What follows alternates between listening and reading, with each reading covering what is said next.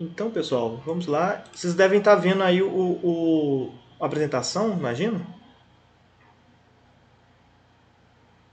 Sim. Sim? Estamos vendo. Ah, legal. Então, pessoal, mais uma vez falando, né? Hoje nós vamos começar o primeiro, vou chamar de primeiro pilar do campesinato. Isso aí é uma divisão que é a minha proposta de definição do campesinato, o trabalho familiar, nos agroecossistemas, em busca da autonomia. E, e hoje nós vamos começar com um trabalho familiar que podemos dizer assim que é uma das principais características do campesinato. Isso aí quem fala é Chanin, um dos autores muito renomados, né? Um autor da corrente marxista, muito renomado do campesinato, um autor russo que tem grande influência dos autores russos, né, gente? A Rússia é bem, como posso dizer, referência na discussão sobre o campesinato. Lá tem autores muito importantes que vão desde o Chayanov. Chayanov foi um dos pensadores que, inclusive, ele talvez seja o fundador, né? Não o fundador, mas o pioneiro em entender que o... Peraí, tem gente entrando. O primeiro que conseguiu entender que a lógica camponesa não é a mesma que a capitalista nem que a socialista, lembrando que ele estava no contexto da União Soviética, e ele fazia uma espécie de consultoria para o governo, porque ele estava tentando pensar em como lidar, né, no sistema socialista, como lidar com o campesinato. A tese dele era de que as terras que foram, né, retiradas deixaram de ser propriedade privada, né, fossem repassadas para o campesinato como forma de...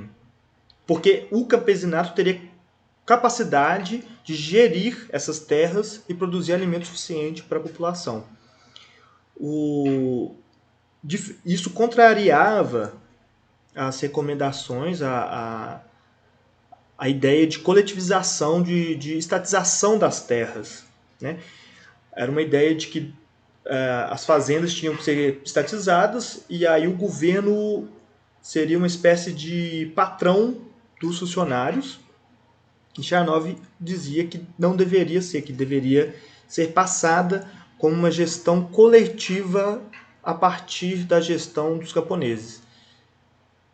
Ele foi perseguido por ter tido essas ideias, inclusive eu acho que ele foi morto por causa disso. Né? Mas ele é um dos principais autores que vão tentar entender essa lógica camponesa, e o principal fator é trabalho familiar. Ele muda toda a história, toda a relação de... Em relação, aí a gente começou a discussão na aula passada sobre modo de produção, né? Mas não querendo aprofundar nessa ideia, mas ele diz que é diferente do capitalista e do socialista. Ele fala sobre o equilíbrio da penosidade do trabalho familiar para o provimento da família. Os outros autores, também aqui o Lamarche. Lamarche vai falar mais sobre a agricultura familiar. Ele escreve isso na década de 90, isso, 93. Um estudo encomendado, né, para ele entender a agricultura familiar no mundo, para entender essa diferenciação das agriculturas familiares no mundo. E ele coloca o trabalho familiar como o principal fator de diferenciação de, vamos dizer, graus de autonomia. Aquelas que a família está mais participativa no processo, ou aqueles que apenas uma pessoa da família está no processo de produção de agricultura. Moura vai falar sobre a inexistência da variável salário. Isso muda muito a relação do trabalho na unidade camponesa. O Plog, que vocês já leram, né, algo dele, mas aqui é a referência do outro outro texto que nós vamos ler dele, que é Os Impérios Alimentares, Camponeses e Impérios Alimentares, ele fala sobre a intensificação baseada no trabalho familiar, que é um outro tipo também de relação de trabalho. Não há necessidade de emprego do capital intensiva, né? Isso pode ser substituído pelo trabalho familiar. Cunha lembra do conhecimento intergeracional, isso é, pelo trabalho estar dentro da família, isso significa também que vai haver uma passagem de conhecimento entre as gerações. Isso é algo que a pedagogia vai explorar bastante nesse sentido, né? O aprender fazendo. Muitas propostas pedagógicas são baseadas nesse tipo de... Peraí que eu acho que tem gente entrando. Não tem não. Foi, na verdade, olha, daqui a pouco eu vou ler aí seu comentário, rapidinho. Eu achei que fosse alguém entrando. E por fim não, né, que eu coloquei aqui na literatura sobre o que nós podemos explorar na divisão do trabalho, no trabalho familiar, é o que o Wolff chama de divisão familiar do trabalho. Que eu vou contar para vocês mais como é que é isso, mas que é muito interessante entender como o próprio campesinato tem em si uma divisão do trabalho. É que agora alguém entrando. Estou na própria teoria das nossas relações.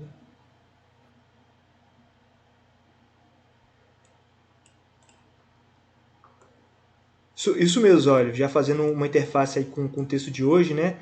O Stalin foi que caçou o Chayanov, né? E, inclusive, a União Soviética e a China tiveram um rompimento, né, de ideias. Aí, se alguém depois puder falar mais sobre o assunto, que entende mais, é bem diferente, né, as ideias de Mao Tse Tung e de Stalin.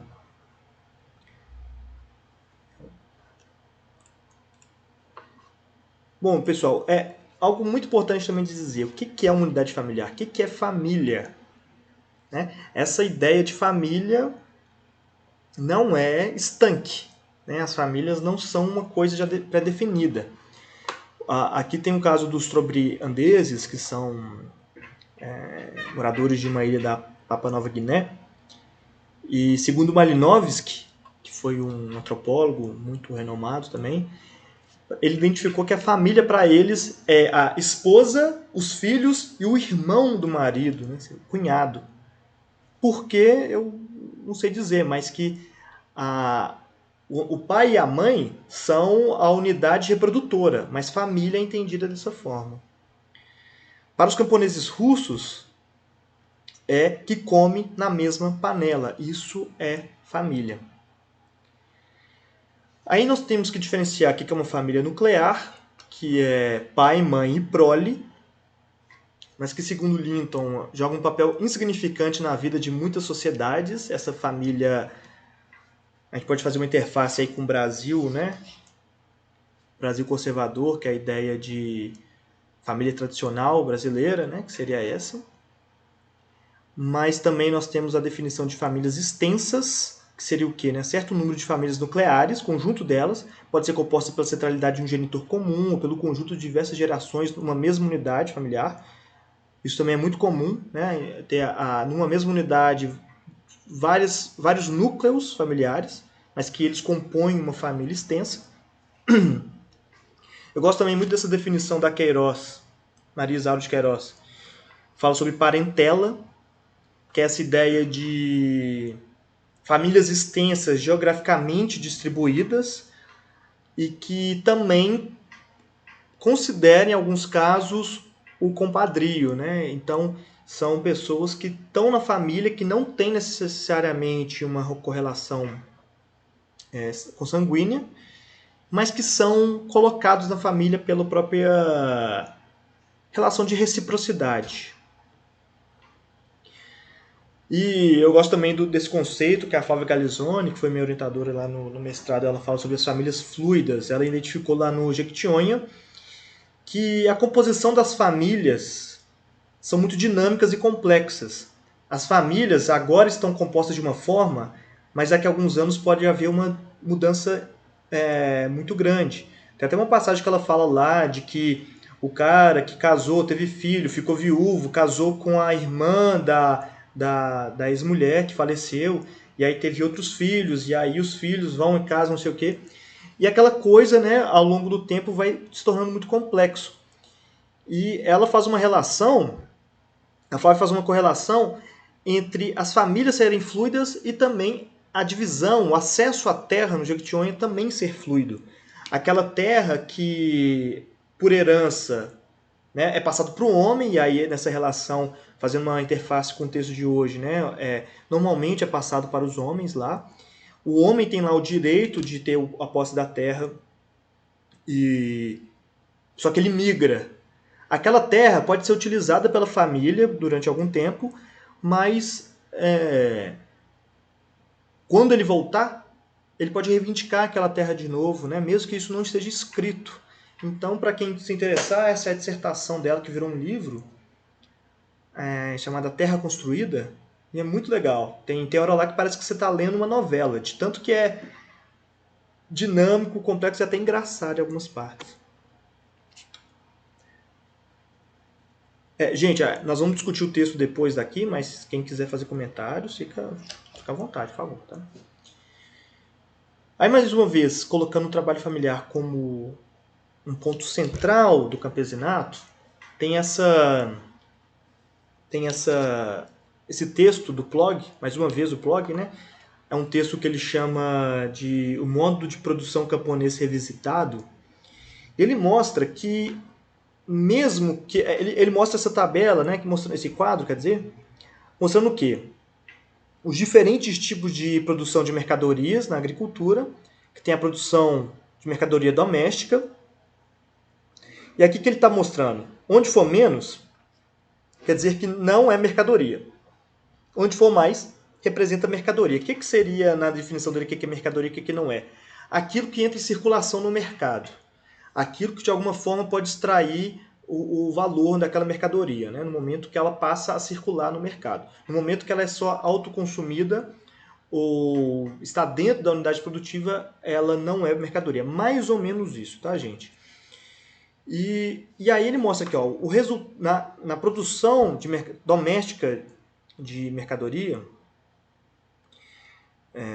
na realidade ele nem chama de produção de mercadoria, ele chama de produção doméstica.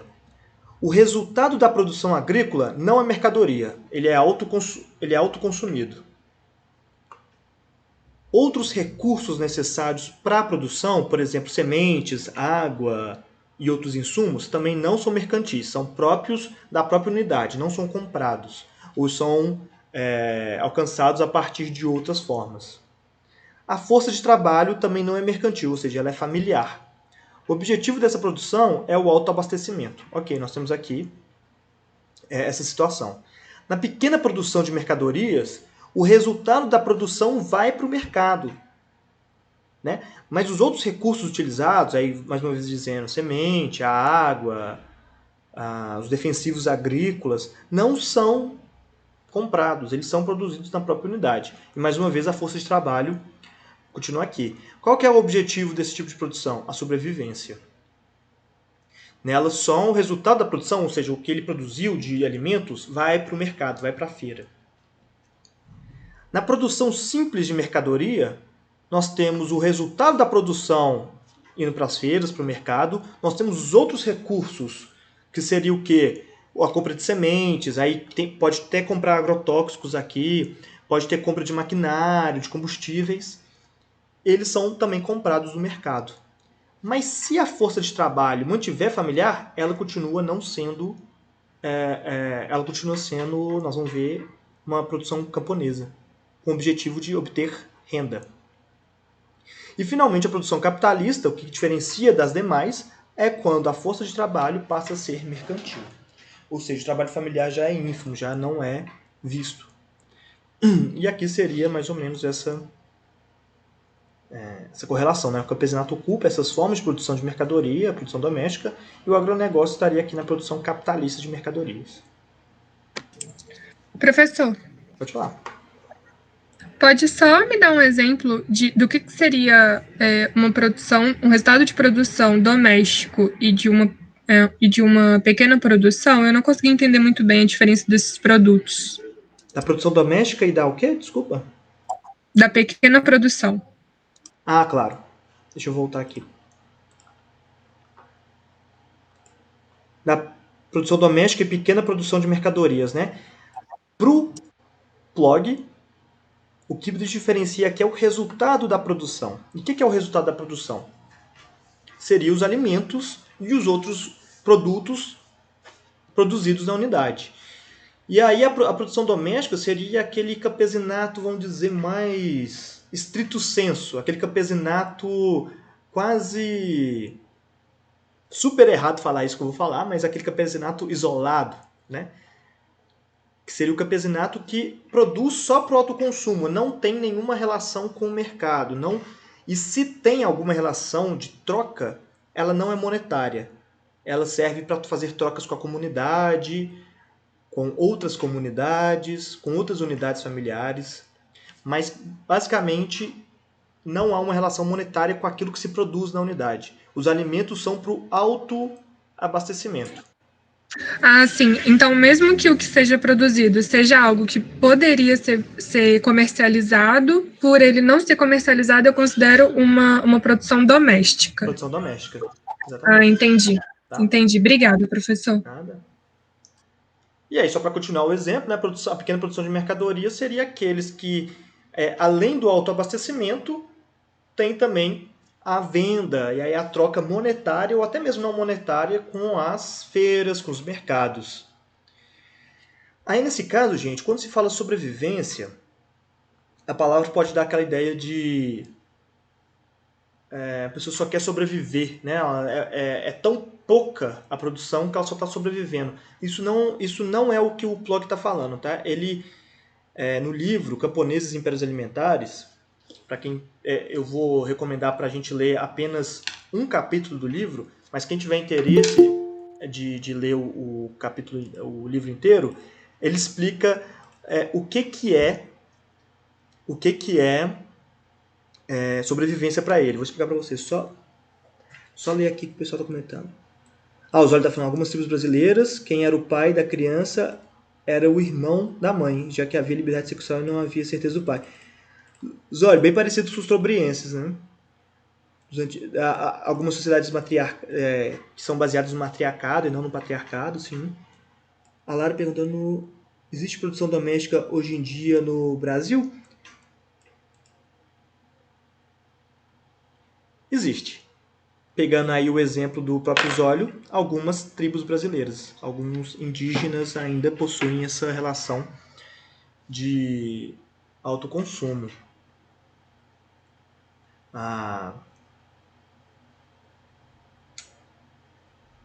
Eu não conheci nenhuma comunidade que fosse assim. Sempre tinha alguma relação com o mercado.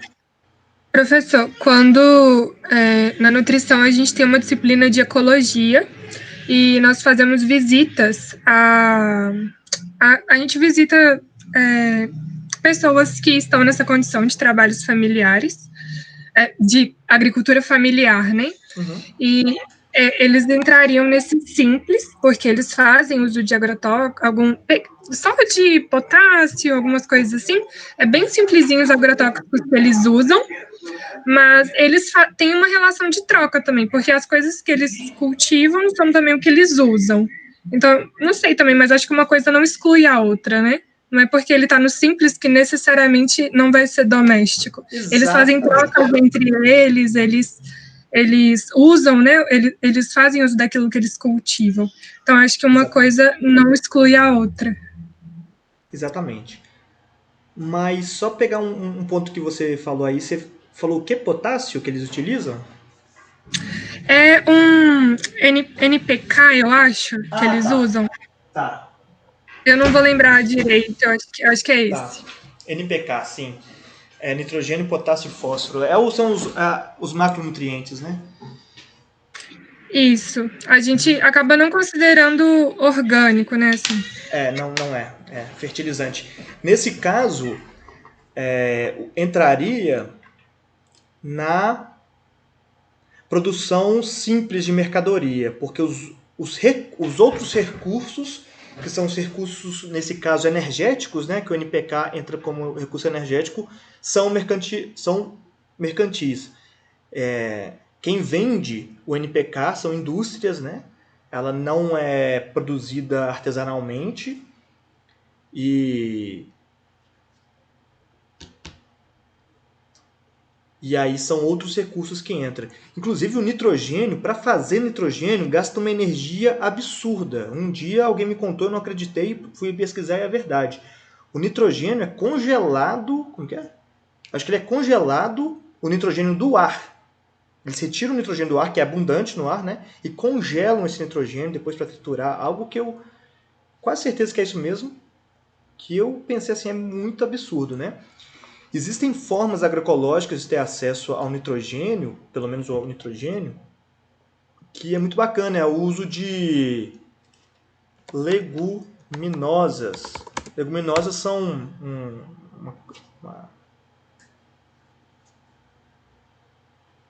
uma família, aí já me apertou, um tipo de classificação de plantas, né? Que elas têm na raiz um ambiente favorável para uma bactéria que utiliza o nitrogênio do ar e insere na terra. O Osório também lembrou do plantio direto, que você usa a forração morta, né? A forração verde morta, que é para você pegar aquelas plantas, porque o nitrogênio está basicamente onde é verde na planta, a parte que é verde, o verde está relacionado com o nitrogênio. Você devolve para a terra. Outro jeito também. Essa discussão, inclusive, Arendus, foi de um grupo da nutrição que eles identificaram que uma unidade produtiva utilizava NPK. E aí a discussão se isso era agroecológico ou não. Aí foi uma discussão bem interessante, porque né, as técnicas de encontrar nutrientes naturalmente às vezes é substituída pelo NPK. A gente teve essa discussão também na minha turma e foi muito bacana, mas o que a gente concluiu também é que esse lugar que nós visitamos, por exemplo, eu não sei se eles tinham até espaço, sabe, para fazer de outra forma, pensando também em custo, porque era uma terra que eles dividiram para várias pessoas e aí vários pequenos produtores, né, assim, dessa agricultura familiar, eles iam lá e produziam lá esse espacinho de terra. Então, acabava que a gente considerou que era agroecológico, Entendi. mas dentro de algumas condições. O outro grupo também discutiu porque a agroecologia, nós vamos ver, está muito baseada com a questão da busca por autonomia, né? E às vezes, em alguma parte, não tem o uso orgânico, mas há uma busca por autonomia por outras vias. Eu acho que é uma discussão bem legal que nós vamos falar sobre o assunto na aula sobre autonomia.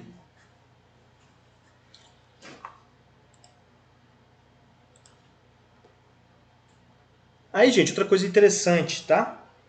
Sobrevivência, voltando aqui à questão de sobrevivência. Sobrevivência, gente, é uma coisa que a gente vai chamar de provimento, que é algo que está nesse slide aqui, que é o quê? O campesinato, muitas vezes, falam que é uma produção de subsistência. Né? É uma produção agrícola de subsistência.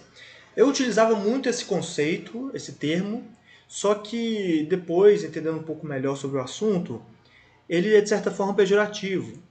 Porque subsistência dá a ideia de que ele produz aquilo para sobreviver só. Não sobra mais coisas, né? Para isso. Ou seja, sempre está aqui, ó, um sentido próximo à frugalidade. Frugalidade é viver com o mínimo. É incondizente, né, dizer subsistência. Por quê, gente? Porque o campesinato produz excedentes por natureza.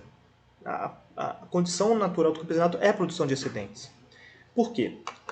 Porque mesmo que tenha uma produção doméstica, ou seja, de alto consumo, alimentar-se daquilo que produz, mesmo assim vai haver produção de excedentes. Uma vez que numa família vai haver aqueles entes que vão produzir né, os alimentos, e outros entes que não são aptos ainda para a produção, que seria, por exemplo, as crianças e os idosos.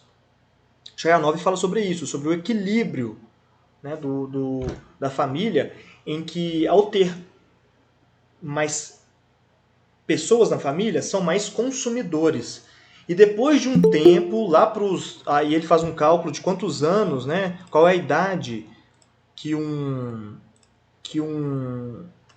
ente da família poderia começar a trabalhar, e aí ele deixa de ser só um consumidor e ele passa a ser também um produtor. E aí ele vai falando sobre o Teignost, que é a penosidade do trabalho, quanto que a família tem que empregar sua força de trabalho para conseguir consumir daquilo que produzir aquilo que consome. E aí o Mendras fala sobre isso, né? Que a unidade familiar conta ao mesmo tempo com os braços do trabalho e as bocas que têm de ser alimentadas. Com efeito, trabalhar para nutrir-se, trabalhar para se nutrir aplica-se mais ao grupo do que a cada um de seus membros. O grupo tem que pensar na sua alimentação, em produzir e consumo. Logo, se as crianças e idosos são bocas a se alimentar, jovens e adultos produzem mais do que comem. A produção de excedentes, como dito, serve em primeiro lugar para o autoconsumo e aprovisionamento da família. O provisionamento já é um outro sentido, que é o quê? Aí vem o sentido de sobrevivência do Plog, que é a ideia de que a produção doméstica não é descrita exatamente como produção para uso, isso é, para o consumo direto. As famílias também podem produzir para troca, assim conseguindo diretamente o que precisam. Isso quem fala é o Salins, Marshall Salins. Isso está falando o quê, gente? Que ao ir à feira trocar a sua produção por dinheiro ou por outras coisas, isso também faz parte do autoconsumo. Eu não preciso de produzir tudo aquilo que eu consumo, mas eu posso produzir excedentes para conseguir trocar por outras coisas que eu necessito. Caso clássico, que tem um texto chamado um livro chamado A Morada da Vida, da Herédia, que ela fala assim, das camponesas jovens que estavam lá produzindo alimentos, elas trocam nas feiras para conseguir comprar cosméticos, perfumes, cremes, né? Quer dizer, é uma forma que você consegue trocar por coisas que você precisa. E aí tem esses dois termos, o autoconsumo e o provisionamento. E aí, chegando no final, gente, da questão que eu queria falar para vocês, é a divisão familiar do trabalho, que basicamente é o seguinte. Existe uma divisão simples do trabalho. E aqui já vem uma questão que nós podemos discutir depois, né, em cima do texto que nós lemos. Que seria aquela divisão dentro da família, que seria uma espécie de divisão de tarefas dentro da casa. Quem faz o quê? Né? Nem todo mundo precisa de fazer as mesmas coisas. Cada um faz uma coisa. Mas aí vem uma divisão de gênero, trabalho, e aí as questões começam a ficar mais complexas. Bom, mas aí está a divisão simples do trabalho. Depois disso, vem a divisão familiar, que é a própria... Desculpa, isso é a divisão familiar, né, dentro da família, mas que a divisão familiar do trabalho envolve também outras coisas. O Wolff se pergunta, né, até que ponto o camponês beneficia seus produtos dentro da produção doméstica familiar? Até que ponto, para conseguir comer algo mais beneficiado, por exemplo, um queijo, o camponês produz aquele queijo? Até que ponto ele consegue, né, ir no beneficiamento? Isso vai depender de unidade familiar para unidade familiar. Tem aqueles camponeses que produzem o leite, e aí transformam em queijo, transformam em coalhada, transformam em outras coisas e vendem. Mas tem aqueles que só produzem, por exemplo, o leite. E para conseguir o queijo, vai precisar de comprar em outros locais. Mas o que o Wolff está falando aqui quais são essas maneiras que o campesinato adquire bens e serviços não produzidos por ele, mas que são complementares para a sua produção. Onde que ele consegue adquirir esses outros produtos que ele não consegue beneficiar dentro da sua unidade familiar? E aí ele fala sobre, aí já fui eu interpretando aqui, né, o que ele está dizendo, que existe o primeiro espaço de circulação dos seus produtos é o autoconsumo, produzir para se alimentar. Mas se ele não produz tudo o que ele consome, ele pode recorrer à comunidade. Eu produzo leite, mas eu não produzo queijo. mas o meu vizinho produz leite e queijo. Então eu posso trocar leite, que ele também produz, por mais leite, para ele produzir queijo e eu trocar com ele. Isso também pode acontecer entre comunidades. Não precisa ser na minha comunidade, pode ser em outras comunidades. E aí depois pode chegar o que eles chamam de mercados sessionais. Aqui está seccionais, não sei por que eu coloquei seccionais, mas sessionais. Que seriam os mercados de sessão. Que é quando os camponeses vão a esses mercados, cada comunidade tem a sua especialidade. Tem aquela comunidade que produz rapadura, tem aquela comunidade que produz a farinha, tem aquela comunidade que produz mais a cachaça. E nesses mercados eles trocam esses produtos específicos. O Wolff lembra que, em muitos casos, todas as comunidades são autossuficientes nesses produtos. Todas as comunidades produzem rapadura, todas as comunidades produzem cachaça, ou farinha, ou queijo. Mas nesses mercados, fazem mesmo assim essa troca por uma espécie de obrigação de fazer trocas. Essa obrigação de fazer trocas, gente, é algo que está dentro de uma discussão que nós vamos falar mais à frente, que é a reciprocidade. É uma espécie de obrigação social que se tem, né? Nós vamos falar mais à frente, mas que elas buscam manter os vínculos sociais, que são importantíssimos para qualquer sociedade, principalmente a camponesa. E depois ele fala sobre os mercados em rede, que são os mercados abertos onde não há essas relações de reciprocidade. Aí já não tem uma conexão com aquela pessoa, são mercados abertos. E aí é o mais parecido com o que nós temos mais comum atualmente, né? Professor, você pode dar um exemplo dessa questão dos mercados seccionais? Sessionais. Posso sim. O exemplo que eu tenho mais perto seria as próprias feiras livres do Jequitinhonha, né? Ou até mesmo, também vi isso lá em Montes Claros. Que seria o quê? Você vai na feira livre e tem lá, por exemplo, o senhor que produz cachaça, ele é de tal comunidade e ele foi lá para colocar a cachaça dele para vender e ele faz garrafadas, né? Ele não faz uma cachaça simples, ele coloca ervas, ele coloca... Inclusive eu conheci um que a garrafada é aquelas misturas que o pessoal faz, né? Que normalmente é envelhecido na cachaça. Aí ele falando que é um direcionado para homens, que é para viralidade, né? Virilidade sexual dos homens. E aí ele falando que ele coloca catuaba, coloca para tudo. Enfim, ele citou mais umas 3 ervas que ele coloca e no final ele coloca ainda 2 comprimidos de Viagra na garrafada. Diz que assim, é um sucesso. Todo mundo busca ele para essa garrafada que ele faz. Mas que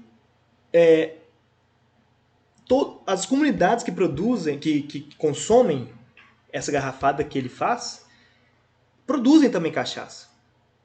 Mas então por que procura a dele? Né? Ele é conhecido por ser um santo remédio lá, que ajuda muito o homem já na idade avançada, mas que essas trocas, né, essas sessões são muito importantes. Em Turmalina eu também vejo, em Montes Claros também vejo, para quem conhece lá a farinha de Morro Alto, que é uma farinha de mandioca muito conhecida, é a farinha de Morro Alto. Ela é conhecida por ser fina, muito boa. Várias outras comunidades lá perto produzem essa farinha de mandioca, mas lá é conhecido por ser uma farinha boa, tal. O cara dissolve um vaso dilatado. Pois é, isso que eu fico rindo. Ele foi contando... Esse caso, gente, foi engraçado demais porque ele foi me contando as ervas naturais para a pessoa ficar excitada, né? Eu fui anotando assim. No final ele falou que coloca não sei quantas cápsulas de Viagra. Eu falei, pô, como assim? Mas dá certo, né? Enfim, esses mercados sessionais são esses que existem especialidades das comunidades que trocam entre si. Isso é muito comum nas feiras livres do Jequitinhonha, onde eu conheço mais.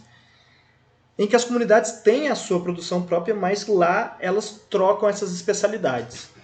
Inclusive o Wolff fala uma coisa muito interessante, que não se, mesmo que uma comunidade queira vender uma outra especialidade dela, ela é meio que proibida de fazer isso por respeito àqueles mercados seccionais.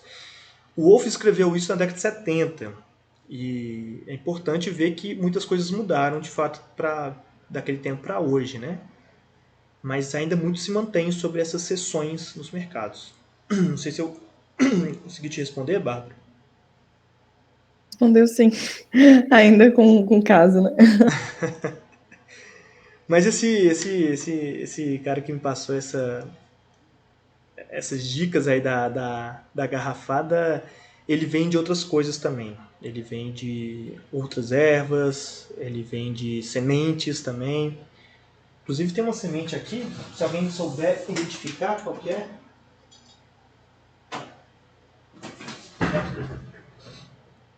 Essa daqui, ó.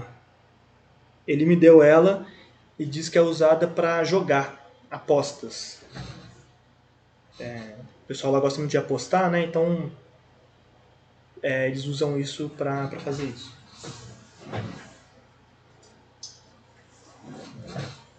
Tipo truco.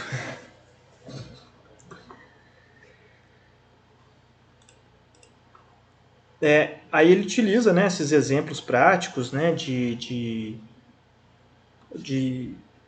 observações empíricas que ele fez, né, por exemplo, o autoconsumo, que são as adrugas eslavas, que são conhecidas por ser comunidades totalmente isoladas, né, e aí sim existe uma ideia de isolamento, mas a Europa medieval e a Índia contemporânea têm essas relações de trocas entre comunidades, intercomunidade. Ele fala dos mercados seccionais em Java, no México, Guatemala e no altiplano andino. E ele vai usar esses mercados em rede das comunidades pesqueiras da Noruega. E aí, pessoal, para a gente finalizar aqui, algumas lições interessantes de pensar no trabalho familiar. Primeira coisa, o campesinato comporta em si uma divisão do trabalho. O campesinato, ao se relacionar com o mercado, nem sempre vai ser um mercado capitalista. Sempre vai ser esse mercado exterior ao campesinato.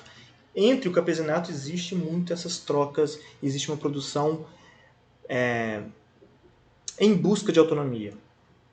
Na divisão simples do trabalho, esses setores se concentram numa unidade familiar. Isso é, quando não tem uma divisão do trabalho fora da unidade familiar, dentro da própria unidade familiar pode haver beneficiamento desses recursos. E aí eu queria falar uma coisa para vocês, lembrar de algo muito importante. Camponês não está ligado somente à agricultura. A agricultura poderá produzir as calorias que o homem necessita, mas ele também tem de se vestir, construir casa, fazer recipientes e manufaturar os instrumentos necessários à agricultura.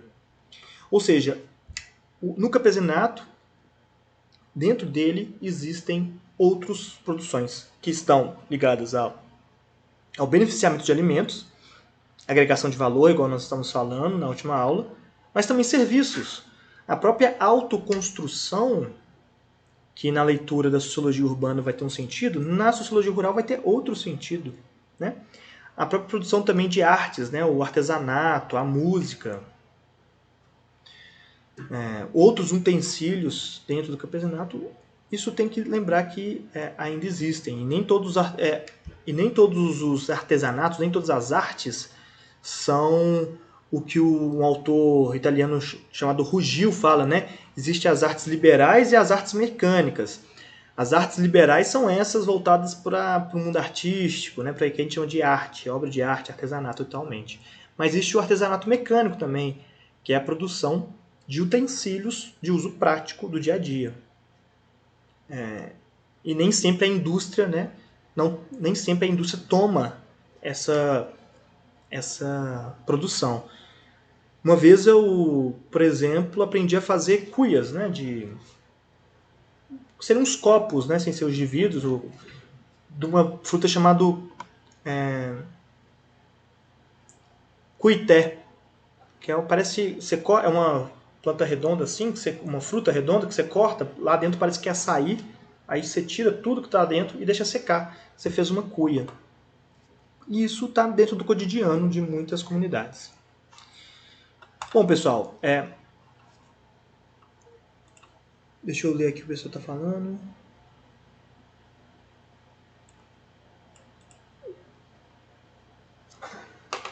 Peraí.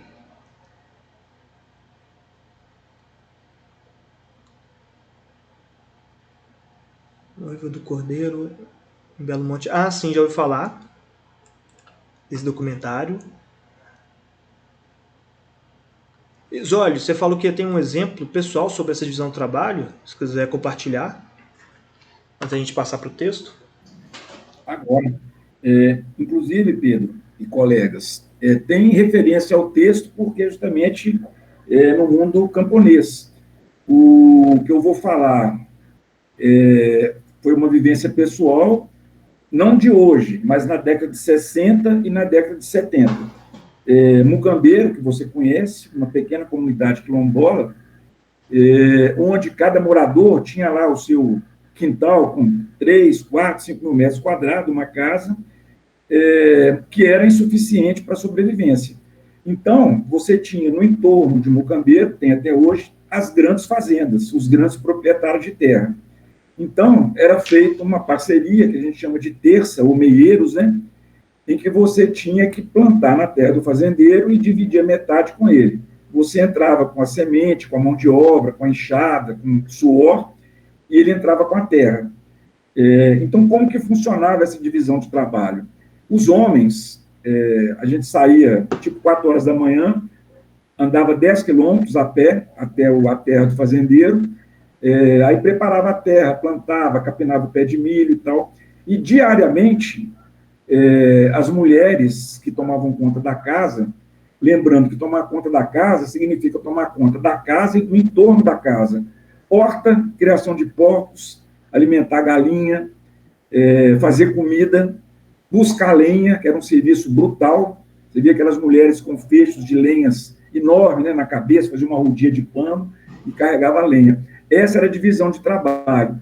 E todos os dias, a hora que dava 9 horas da manhã, as mulheres chegavam, andavam 10 quilômetros para levar comida em umas latas para a gente poder almoçar, lá na terra do fazendeiro.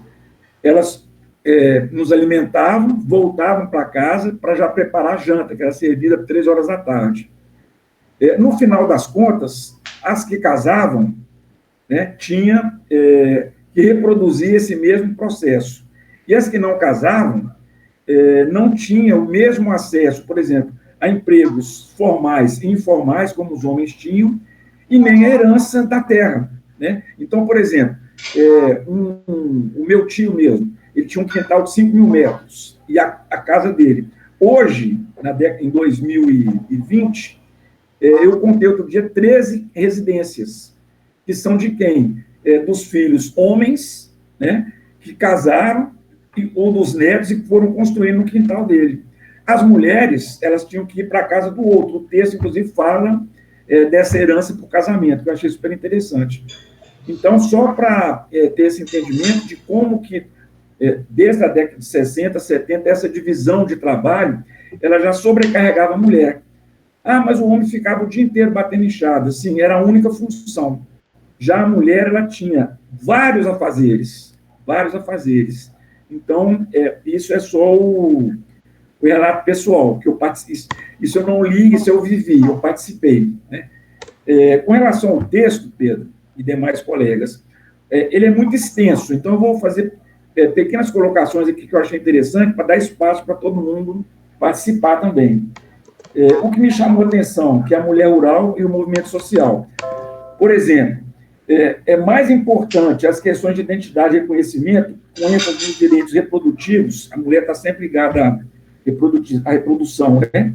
E o fim da violência, do que os direitos de propriedade, que é o caso que, se não for pelo casamento, por herança, fica sempre para o filho varão, né? Ou a redistribuição de renda. Lembrando que não existe liberdade sem renda, né? Sem independência financeira, a mulher não consegue ser livre. Ela está sempre sob o jugo patriarcal, né? A nossa sociedade e a maioria das sociedades modernas, elas continuam patriarcais. A mulher agora está começando a se libertar, indo para o mercado de trabalho, mas ainda é uma luta árdua. E uma outra coisa que me chamou muita atenção, que eu gostaria de compartilhar para a gente poder discutir, primeiro, a inclusão das mulheres para assegurar direitos trabalhistas, como aposentadoria, licença maternidade e auxílio-doença, no campo, já que no mundo urbano isso já é uma coisa mais normal.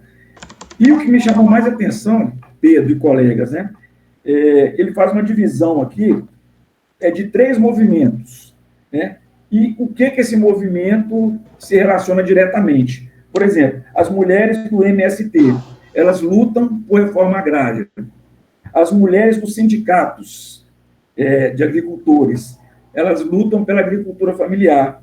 E o movimento autônomo de mulheres, elas lutam por acesso à saúde. Eu achei essa divisão super interessante.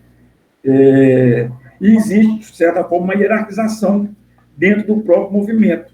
Seja essa hierarquia pelo movimento, pelo sindicato e pelas autônomas, seja no caso da divisão hierárquica entre homens e mulheres.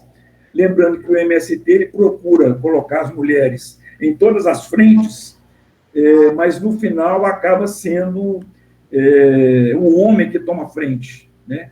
Isso é uma coisa que está mudando também. Por exemplo, no caso urbano da Urbel, você só dá título de propriedade nas vilas e favelas de Belo Horizonte para as mulheres, porque a mulher ela está mais ligada à família. Então, assim, isso é uma conquista interessante que deve ser levado para a mulher do campo também. Lembrando também, para finalizar minha fala, que eu achei interessante, que a pobreza extrema ela é muito mais rural do que urbana, e ela é muito mais feminina do que masculina. Aí eu queria que a gente discutisse sobre esses assuntos aí. Agradeço a atenção, peço desculpa por ter tomado tanto tempo também. Que isso, olha, sem essa de pedir desculpa, acho que a sua fala foi muito boa. Você pegou pontos aí fundamentais do texto. Gente, eu já estou fazendo as inscrições de quem quiser falar, tá? Bárbara, João, Natália, quem quiser mais, só manifestar aqui no chat que eu vou fazer a inscrição. Então vou passar para a Bárbara e aí agora é com vocês. Fique à vontade, Bárbara. Tranquilo. Então, gente, boa noite. Vou comentar algumas coisas que eu percebi do texto, que eu gostei. Primeiramente, eu queria falar que eu já estudo um pouco o feminismo e é interessante que eu sempre estudei o feminismo em ambiente urbano, né? Dentre as feministas famosas, há pouca literatura sobre a mulher camponesa, e esse foi o primeiro texto que eu li sobre a mulher camponesa, então eu gostei bastante. Primeiramente, sobre o título do texto, né, é uma referência que ela faz a Joan Scott, né, que ela escreveu Gênero, uma categoria útil de análise, e eu achei muito legal que ela coloca o trabalho familiar como categoria esquecida de análise, porque eu acho que a mulher, muitas vezes, né, nesse trabalho que ela fala de uma forma que a gente utiliza, principalmente o feminismo brasileiro, do caráter marxista, a gente se esquece muitas vezes dessa questão da mulher feminista e do trabalho familiar. Deixa eu ver outras questões que eu coloquei aqui para comentar. Eu achei muito legal essa questão do que o texto fala sobre a questão de comunidade e sociedade, que ele dá essa diferenciação, né, da dicotomia de campo-cidade, sendo que parece que a comunidade e o campo não é uma sociedade, né? Eu entendi, pelo menos, que parece que a autora ela demonstra que há um certo evolucionismo, né, naquela teoria evolucionista social, né, da sociologia, no qual parece que o campo sempre é retratado como um lugar mais atrasado, é um lugar sempre caricatural, né? Seja de uma forma romantizada, que ela vai falar que acontece por vezes, ou seja de uma forma considerada como atrasado, retrógrado.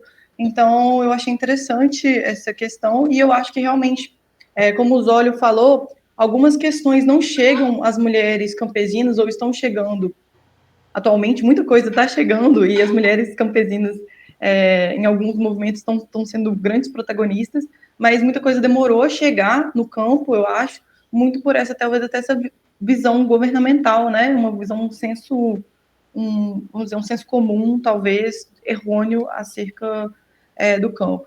Aí depois o texto vai falar sobre a propriedade de terra, e eu achei interessante essa questão da propriedade de terra, que ela vai falar que é conhecido, né, que a terra não há distribuição de terra em mãos femininas, né, nacionalmente e internacionalmente. O acesso da mulher à terra não é muito comum. E eu li um livro há um tempo atrás, chamado Caliban e a Bruxa, da Federici, que ela vai falar exatamente sobre uma questão que a Paulino toca, que é a questão do desenvolvimento do capitalismo, que quando o capitalismo foi se desenvolvendo, antes, né, do capitalismo se desenvolver, a mulher tinha acesso à terra. Isso, lá na Idade Média, conseguia equivaler a questão de posição social da mulher e do homem, principalmente da mulher campesina. Ela tinha uma posição equivalente à do homem, por ela ter esse acesso à terra, para ela conseguir produzir. Por muitas das vezes, o homem, às vezes, até morria e a mulher assumia a sua terra. Ela tinha, então, na Idade Média, no final da Idade Média, uma posição mais equivalente do que o homem, do que atualmente. E depois, com o início do capitalismo, né, a mulher, ela torna-se, né, apenas uma reprodutora de mão de obra. Então, ela reproduz a mão de obra e ela cuida da mão de obra. Então, eu achei interessante ressaltar isso. A Paulino vai falar que até hoje ainda é muito difícil, né, apesar de ter um direito civil de homens e mulheres terem a mesma idade do acesso à terra, a mulher ela tem dificuldade de ter acesso à terra, ela ou casando, ou, enfim, acontece isso. E sobre os movimentos sociais e o feminismo, deixa eu ver se eu pus alguma coisa aqui. Achei legal que o Zólio já falou sobre o MST, né? Que ele coloca, às vezes, como se fosse só uma luta, e ela fala isso, que é uma luta e não um conjunto de lutas, então, muitas vezes, há essa máscara, né? Falam da luta do socialismo, do acesso à terra, mas muitas vezes não colocam as outras lutas importantes que também estão junto dessa luta, e que há a importância da gente conseguir separar essas lutas para ter as identidades coletivas, né? Então ela fala, até eu destaquei aqui, que a criação de identidades coletivas é importante para que um grupo levante avante ações conjuntas e abertura para dialogar com outros grupos, enfim. Deixa eu falar, ver aqui outra coisa. E basicamente é isso que eu queria comentar do texto. Agora eu queria comentar algumas coisas que o Zólio falou, que sobre essa questão da mulher estar entrando no mercado de trabalho, eu acredito pessoalmente que não é uma questão atual, né? A mulher já está há muito tempo no mercado de trabalho, principalmente quando a gente fala de mulheres que socialmente não estão numa posição social, vamos dizer, alta, né? Então, mulheres negras, enfim, mulheres campesinas, elas sempre trabalharam, né? Seja no mercado formal ou informal, e também essa questão de mulher estar mais ligada à família, né, que é um discurso muito utilizado, principalmente em algumas políticas públicas, como, por exemplo, o Bolsa Família, né, então a gente vai dar o dinheiro para a mulher porque o homem vai gastar com a cachaça, e eu também acho que isso é uma visão que a gente tem que desconstruir, ou pelo menos repensar criticamente, porque é uma questão de desconstrução de gênero, né, a mulher, ela foi socializada de uma forma que há uma visão social que ela é mais ligada à família, mas será que isso é real? Será que realmente algumas... Eu não lembro por que o Zólio disse, então eu queria depois que ele falasse, que era uma questão de algum direito, talvez, que desse para a mulher, porque ela estaria mais ligada à família. E aí uma coisa que o Zólio falou que eu queria ressaltar é realmente que a pobreza, ela realmente atinge muito mais as mulheres do que os homens, seja ela urbana e seja ela camponesa, porque eu acho que a mulher tem muita essa dificuldade, né, de ir para o espaço público. A mulher, ela é relegada por ela ser uma produtora e reprodutora de mão de obra, ela é relegada ao espaço privado, que é onde se concentram essas tarefas, né, de cuidado da casa e cuidado da prole. Então, e aí quando ela entra no mercado de trabalho, tem todos os ônus, né, que são a dupla, a tripla, às vezes a quádrupla jornada de trabalho, com que faz com que a pobreza atinja ela, a forma dela ganhar dinheiro é muito mais difícil do que o homem. E basicamente essa é a minha fala, e também vamos discutir, pessoal. Só responder a Bárbara, a dúvida dela, Bárbara. A UBEL, que é a Companhia Urbanizadora de Belo Horizonte, é uma empresa da prefeitura, ela trabalha só em vilas e favelas, que são um quarto da população de Belo Horizonte, que ocupa 6% do território, as vilas e favelas, que não são regularizadas. Então, a função da UBEL é regularizar, dar o tipo de propriedade nesses espaços, nas vilas e nas favelas. Esse título é preferencialmente dado para a mulher, por esse conceito que você falou, que foi construído, de que ela é mais ligada à família, que o homem realmente vai gastar na cachaça. É isso. Só Javier explica, Pedro. Eu acho realmente importante, por exemplo, o Bolsa Família e outros tipos de capitalização, né, serem dados à mulher, justamente por essa questão, como a pobreza atinge mais as mulheres, é importante que elas tenham um subsídio econômico, né, então, por exemplo, o Bolsa Família, essa questão da Urbel, só que eu acho que é importante a gente desconstruir esse conceito, né, então é importante realmente a mulher, porque ela é afetada, ela é oprimida socialmente, mas eu também acho que é importante sempre pensar, fazer uma crítica acerca desses conceitos sobre maternidade, maternagem, ligada à família, né, questões femininas, enfim. Gente, vou só fazer um comentário. E esse ponto, na verdade, antes da Bárbara falar, eu já tinha até notado aqui, né? Se essa colocação dos olhos é algo que eu tenho esbarrado na tese sobre a centralidade da mulher. É algo que empiricamente é possível de observar, em que muitas vezes a família, a produção, na realidade está centrada na mulher. E a pergunta que exatamente que eu faço é essa, se a mulher ser esse centro é uma consequência da sociedade machista que empurra a mulher à responsabilidade maternal e familiar, ou se é um desmantelamento do patriarcado. E a conclusão que eu tenho chegado é que é ambíguo essa questão se ela for colocada superficialmente.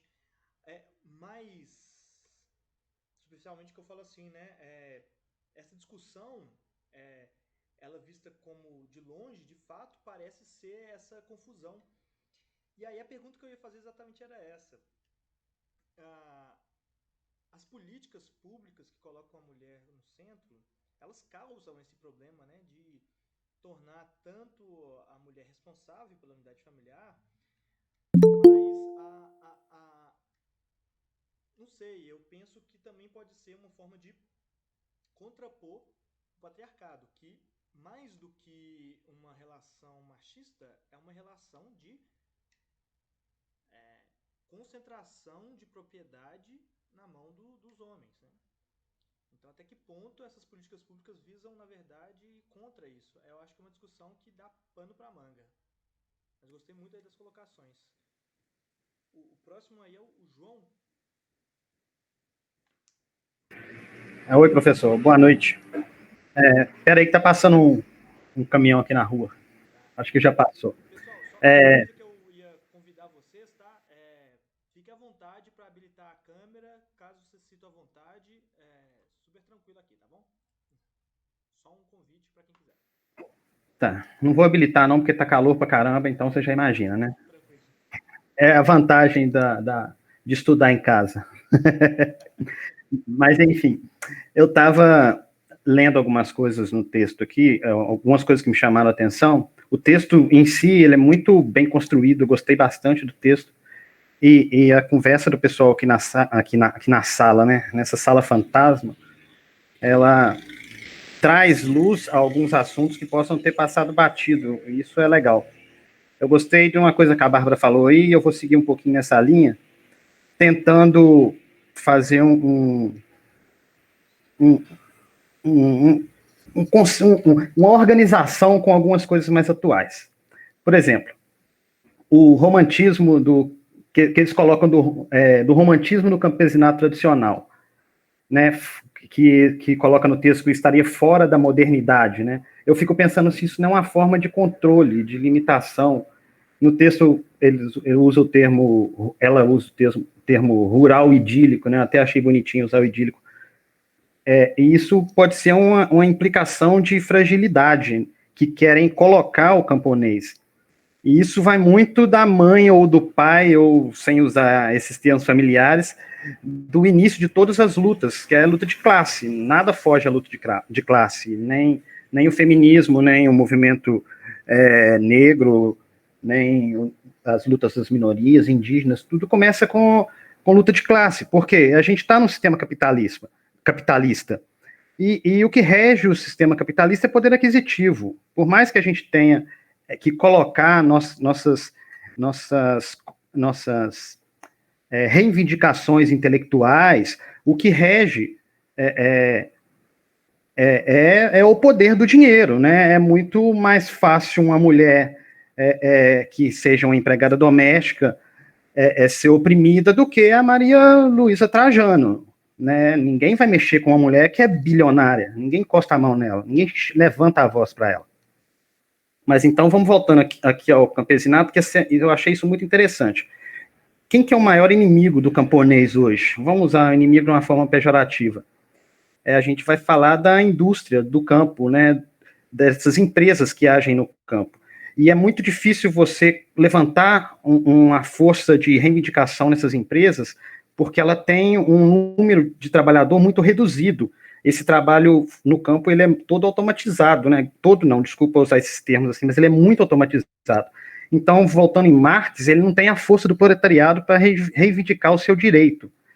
E aí que eu vou voltar naquela colocação do Zoller no início, falando do Stalin e do Mao, e do Marx colocando a luta do proletário urbano, e que no texto fala também uma referência ao ótimo livro do Marx, que é o 18 de Brumário, que eu recomendo para quem quiser ler. Ele é parece uma historinha, mas ele é um manual para se aprender sobre o proletário, sobre o burguês, ele é bem bacana. Ele fala que o homem do campo, o camponês, é um saco de batata. Ele usa essa metáfora para falar que ele não toma decisões, ele só é conduzido.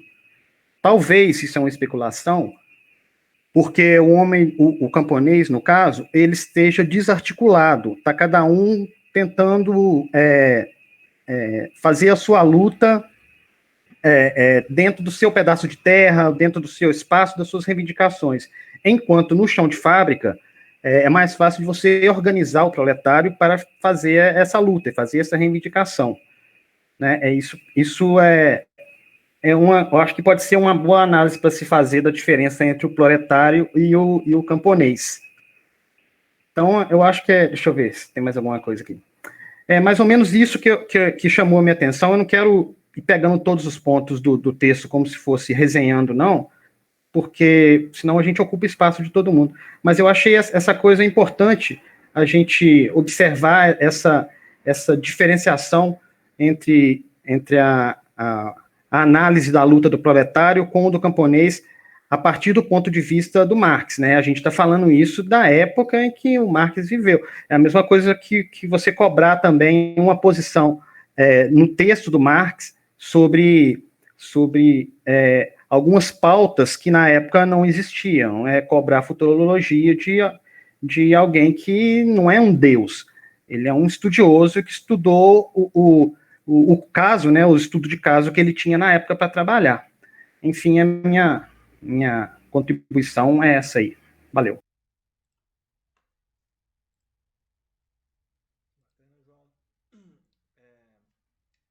Essa colocação que você colocou sobre o Marx, né, muitas vezes é colocado assim, como se ele fosse um deus que imaginasse o futuro, né? E algo que inclusive a Bárbara citou ela, a Friedrich, vai dizer sobre esse sentido da composição da família para o marxismo. Eu estou procurando aqui o livro dela, O Ponto Zero da Revolução. Não estou encontrando, mas ela fala o seguinte, que na época que Marx escreveu O Capital, as famílias não eram como se existe hoje, né? As famílias não eram nucleares, compostas com essa divisão de tarefas, divisão de gênero, né, de família. E é importante sempre estar ciente dessas coisas, né? Dessas análises que não podem ser, o pessoal da história sempre fala, né, anacrônicas, né? Não pode cometer esse pecado de fazer essas transições históricas, temporais, sem esse devido cuidado. Bacana. Natália? Obrigado, Lara. Tinha baixado aqui, não encontrei. Oi, tá me ouvindo? Estamos. Tá. Então, eu queria fazer um comentário referente ao texto, da parte que me chamou a atenção, né? Mas também eu queria, na verdade, trazer um outro conteúdo. Só um minutinho, deixa eu fechar meu WhatsApp.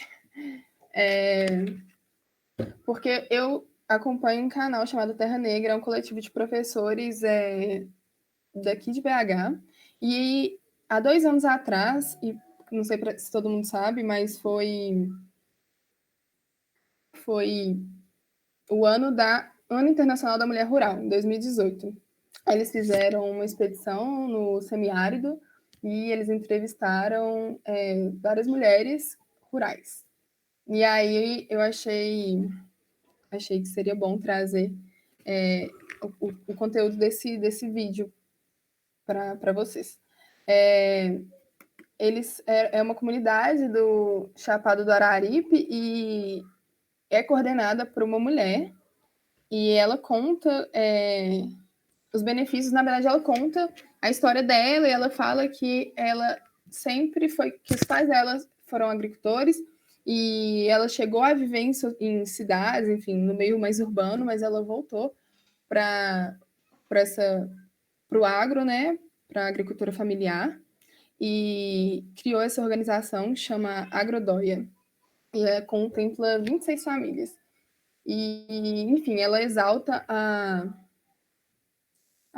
preparar todo o caminho que esse coletivo contempla, né? Que é desde preparar a semente lá, a plantação, até como esse produto vai ser vendido. E ela diz que, né, que esse fortalecimento de todas as etapas ele vai agregar valor para o beneficiamento da comunidade. E também ela conta como que nessa organização eles lidam como o associado dessa organização é a família, não o indivíduo em si, não o pai ou a mãe. É o pai, a mãe, são os filhos. E para isso, eles fortalecem também muito a educação das crianças para que elas entendam toda a identidade da agricultura familiar. E ela também cita, o que eu achei interessante, porque eu não sabia, a Viúvas da Seca, que são as mulheres que são abandonadas pelos maridos que saem para trabalhar em outros estados. E aí ela falou que daí que ela vem a necessidade do coletivo. Nessa organização não tem só mulheres, mas é formada por muitas mulheres, mães de família, justamente por causa desse abandono paterno. E é isso. Agora eu queria só comentar uma coisa que não é especificamente contexto, mas eu achei legal compartilhar, que acho que ontem o IBGE lançou uma... Ai, desculpa, deixa eu pegar o nome certinho. É uma cartilha... Cartilha não. Ele lançou o Atlas do Espaço Rural. E esse Atlas, né, não é surpresa para ninguém, mas mostrou a diversidade e desigualdade do campo. Eu acho que é a segunda vez só que ele lançou esse Atlas. E é muito legal, tá disponível gratuito no IBGE. É só isso mesmo. Bacana, Thalia. Eu conheço esse canal aí, o pessoal que era lá do Bernoulli, né? Isso, eu tive aulas com eles no Cursinho Mais. Eles são ótimos. Conheço o pessoal lá, legal.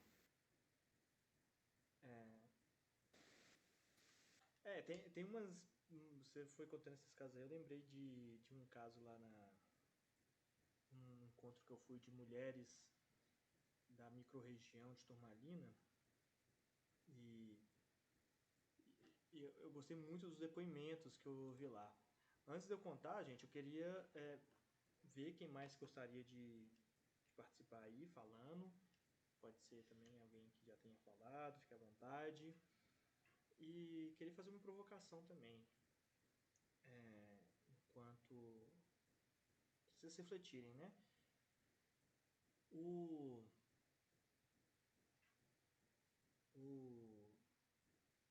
ano retrasado, se não me engano, ocorreu um encontro em Belo Horizonte, não sei se vocês ficaram sabendo, o ENA, que é o Encontro Nacional de Agroecologia, e nele as pessoas estavam discutindo, né, tinha uma faixa grandona falando assim: sem feminismo não há agroecologia. E essa frase é muito forte e muito recorrente nas discussões de agroecologia.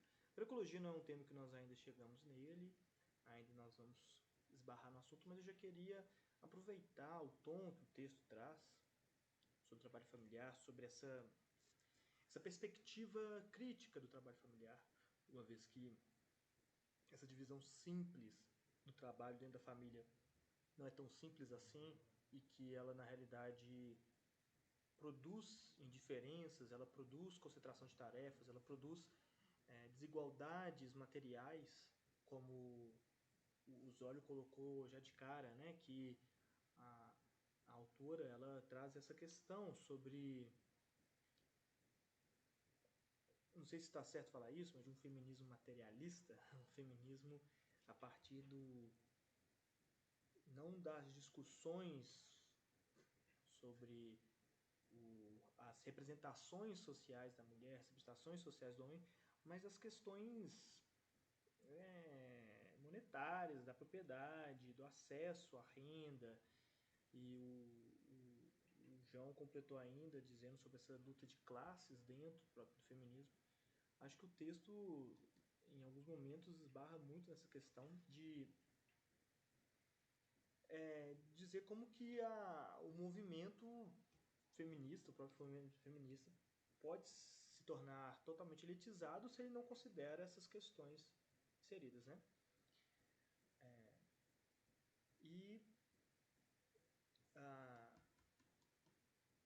Enfim, o que eu queria provocar uma discussão aqui, pensar na questão da agroecologia. Sem feminismo não há agroecologia. Bom, para completar essa provocação, eu penso o seguinte: não é só uma questão de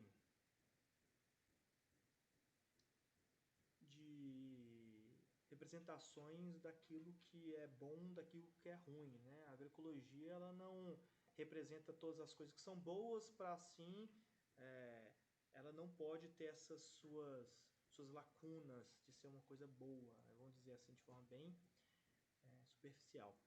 Eu quero dizer o seguinte: por que a agroecologia, vista como um movimento que talvez seja um dos maiores enfrentamentos às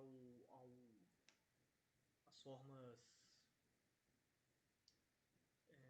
capitalistas de produção de alimentos, né? Uma visão de autônoma e soberana dos alimentos, por que ela, queria ouvir a opinião de vocês, por que ela não pode ser feita, né? Ela não pode ser alcançada sem o feminismo?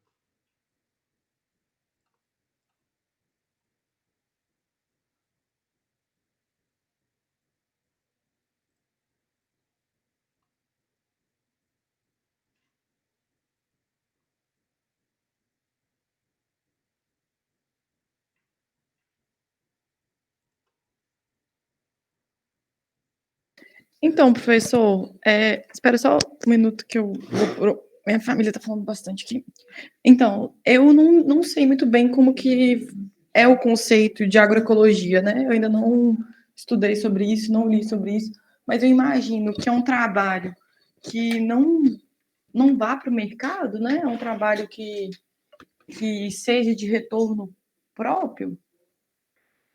E eu acho que por isso que talvez tenha uma maior participação feminina, talvez, porque é um trabalho que, em tese, não será levado para o mercado, né? Não será levado para o âmbito produtivo, né? Para o âmbito público.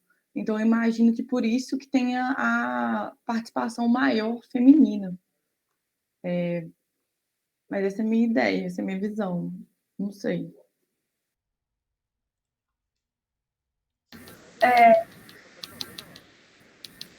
Não, eu ia comentar que ano passado, em Aracaju, teve um congresso de agroecologia, né?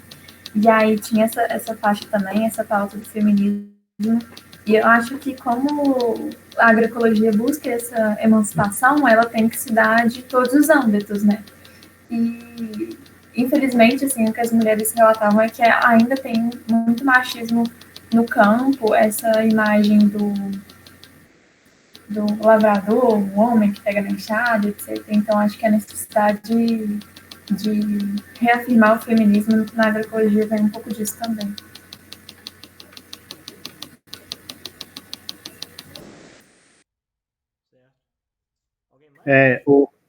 Eu queria só fazer um pequeno comentário. É que me ocorreu também sem querer voltar lá em Marx, mas ele está dentro da sua disciplina, pelo menos nos 2 primeiros textos, é a coisa da relação do trabalho, e do que no texto até fala do trabalho invisível. E o trabalho é invisível porque, no caso, ele não gera capital. E muito do trabalho da mulher, né, nessas relações, no campo, e até mesmo no urbano, o trabalho dentro de casa, ele não gera capital imediato. Então, dentro do nexo do capitalismo, ele não é valorizado. Eu acho que é muito difícil quebrar esse nexo, né, porque a gente está, como eu disse antes, a gente está preso no modo de produção, mas talvez, nas poucas coisas que eu já soube sobre a agroecologia, ela tem algumas vertentes que podem vir no sentido de quebrar essa lógica, de quebrar essas certezas. E talvez o feminismo venha reforçar essa ideia dessa valorização e do entendimento desses trabalhos invisíveis. Né? Eu acho que pode ser alguma coisa por aí, não sei. A gente tem que saber melhor o que é agroecologia, o conceito. Certo, claro. E acho que você tocou num ponto que eu queria chegar, que é essa questão do trabalho invisível, né?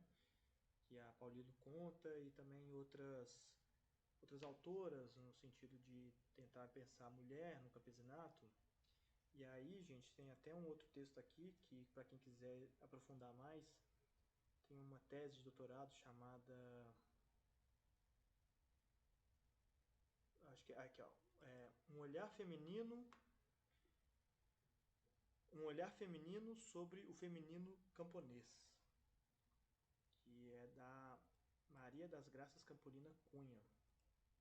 É um trabalho que vai discutir sobre essa questão do que é trabalho produtivo para trabalho não produtivo. E aí está a cerne, talvez, da questão, quando a Paulino fala sobre a inserção do capitalismo, dividiu aquilo que é produtivo, que seria atrelado diretamente à produção de valor, e aqueles trabalhos que não estão diretamente conectados a isso, são trabalhos não produtivos. Mais uma vez, considerando o que a Laura falou, e dentro desse livro que a Lara colocou aqui, né, que é a... Inclusive, Lara, muito bom ver aqui, abrir rapidamente a pasta, cheio dos livros já disponíveis lá, né? Que é o ponto zero da revolução. Não sei se vocês já tiveram contato com esse livro, da Federici. Ela vai criar, inclusive, uma proposta bem polêmica, por assim dizer, não sei se vocês concordam comigo, para quem já teve contato, que é o seguinte, ela fala que o trabalho doméstico está Isso não é polêmico não, né?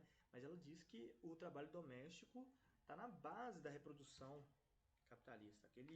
A mulher, ela é nela que parte, né? Sem a mulher não haveria o capitalismo, uma vez que a mulher está lá na unidade doméstica, reproduzindo exatamente produção e reprodução da vida social, ela reproduz inclusive os futuros trabalhadores, ela também faz todos os trabalhos relacionados à manutenção vamos dizer, das condições do homem trabalhar nessa perspectiva, né? E ela vai chegar num ponto que ela vai dizer o seguinte, olha, esse trabalho é invisibilizado, esse trabalho é considerado não produtivo, e uma forma de combatê-lo é a partir do assalariamento do trabalho doméstico. E a partir do salário, que ela vai discutir todo o significado do salário, é a partir do assalariamento desse trabalho que nós vamos considerar, vamos reconhecer enquanto trabalho, e assim nós vamos poder lutar contra ele.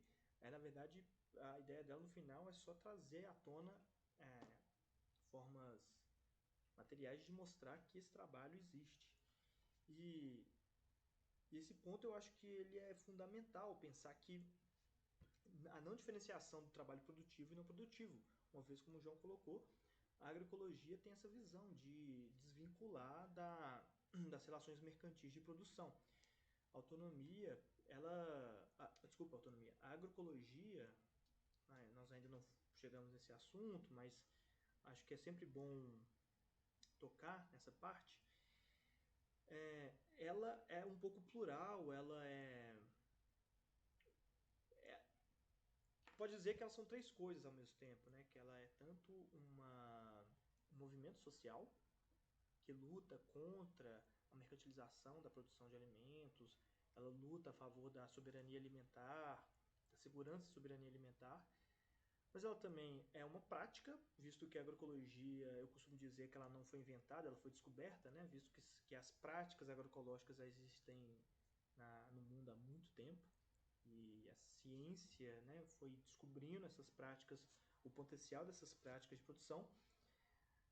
E por fim, ela seria também uma ciência. Aí sim, a partir dessa descoberta da agroecologia, ela se fez enquanto uma ciência, um campo de conhecimento que reproduz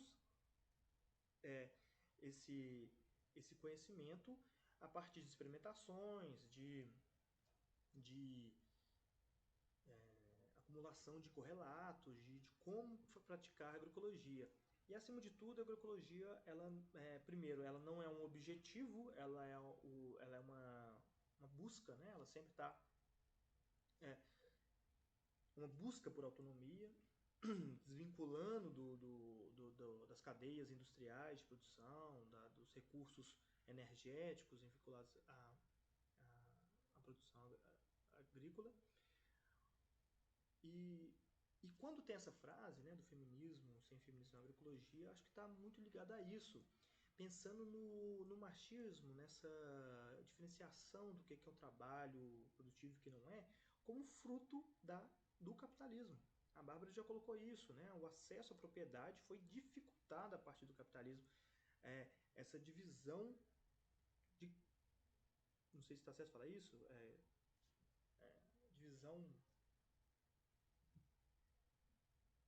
sexual do trabalho, mas não só sexual, mas das classes do gênero. Né?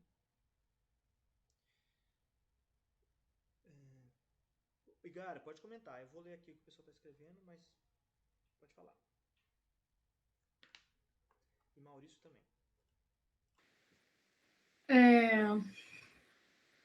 Eu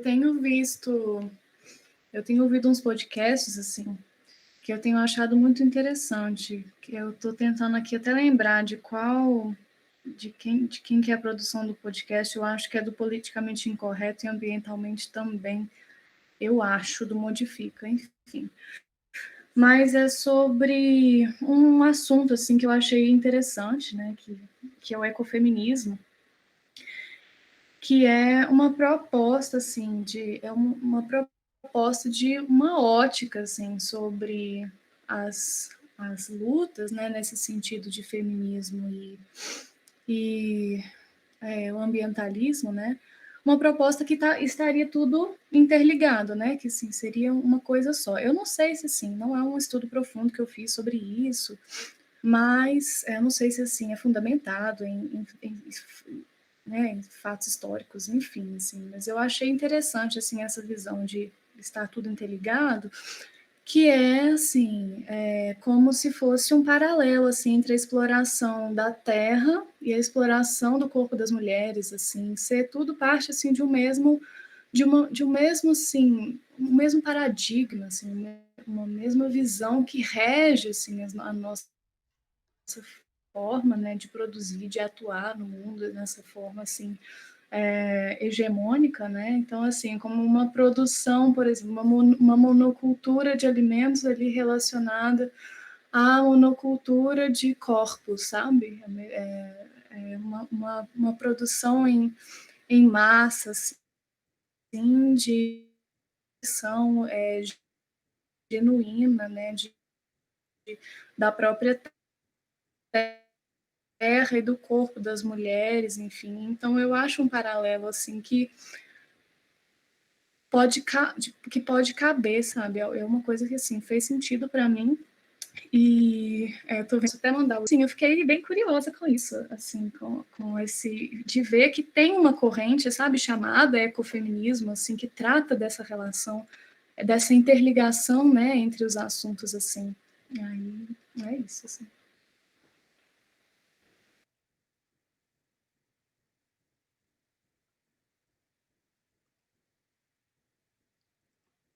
Bacana, Igara.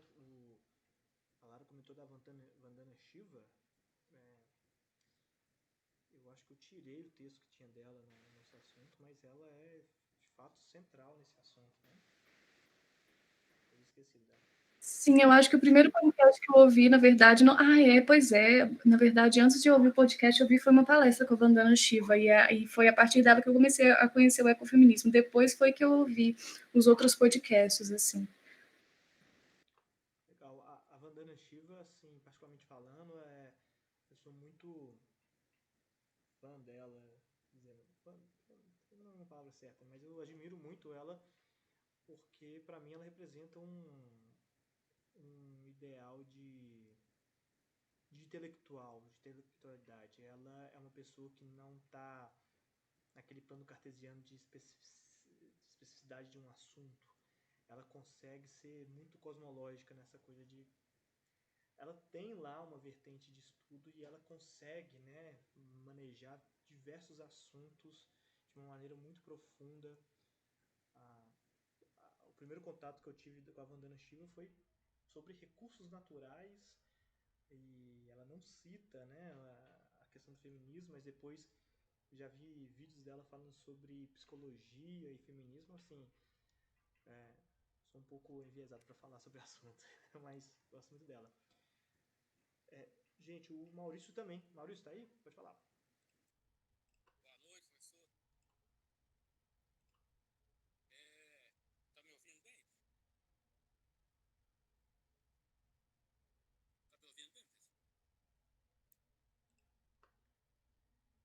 Maurício.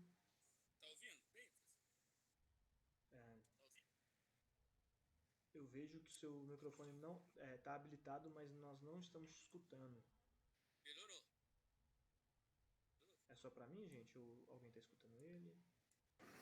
Não estou Também escutando, não. não. Também não, Só não muito nada. baixinho. Melhorou?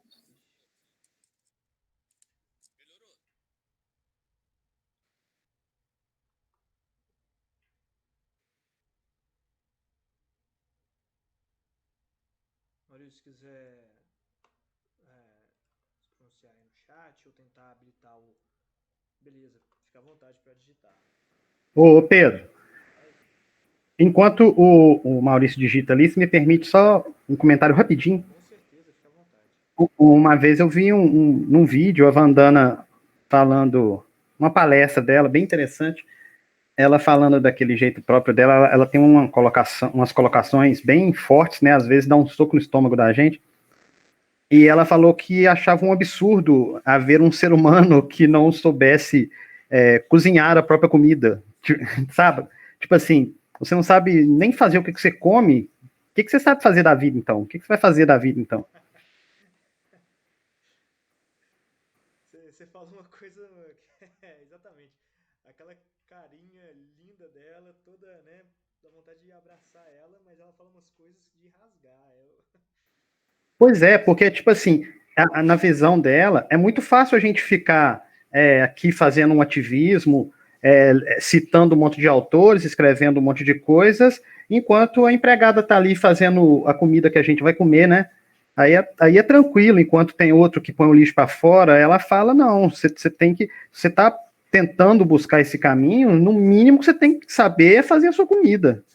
O mínimo do mínimo. Total. E, inclusive, outra coisa que eu admiro nela é porque, pra mim, eu não sei se ela tá dentro desse